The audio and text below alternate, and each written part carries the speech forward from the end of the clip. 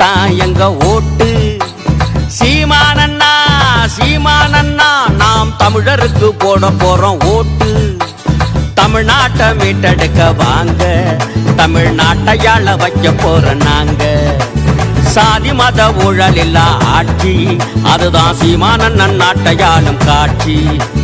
சீமானண்ணா சீமானண்ணா இனி உங்களுக்கு தான் எங்க ஓட்டு.